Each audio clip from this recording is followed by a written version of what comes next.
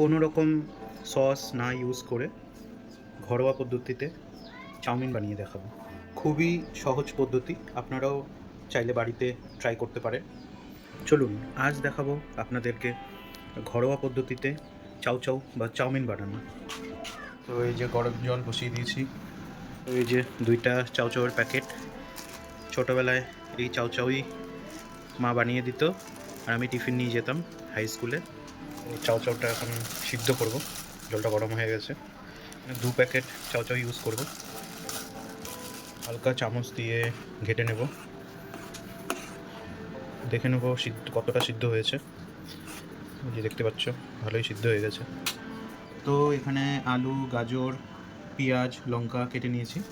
তো ছোটোবেলায় মা যেভাবে রান্না করে দিত, যেভাবে চাউ বানিয়ে দিত, সেভাবে আজকে বানাবো। তো কড়াইয়ে রান্না করা হবে, কারণ আগে তো ননস্টিক ছিল না, তো কড়াই রান্না করা হতো। চাউটা সিদ্ধ হয়ে গেছে, তো এখনও গরম আছে।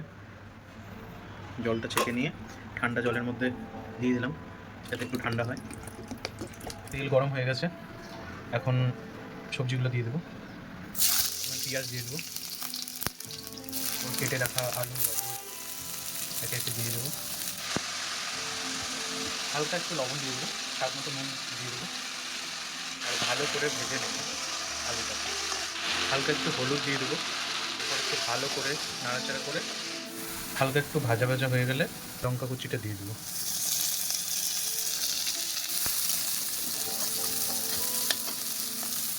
তো এখন চাউটা ভালো মতো সরিয়ে চাউটা দেওয়ার পর ভালো মতো মিক্স করে নিতে হবে। এখানে আপনারা চাইলে সয়া সসও ইউজ করতে পারেন, এগুলো অপশনাল, এগুলো ইউজ করেও আপনারা বানাতে পারেন। কিন্তু আমি যেহেতু একদম ছোটোবেলার কত বানিয়ে দিত, সেই স্বাদটা পাওয়ার জন্য আর কি শুধু এই জিনিসগুলোই ইউজ করতাম। তো আপনারাও চাইলে বাড়িতে এরকম সুস্বাদু চাউ বা চাউমিন বানাতে পারেন, খেতেও খুব দারুণ লাগে।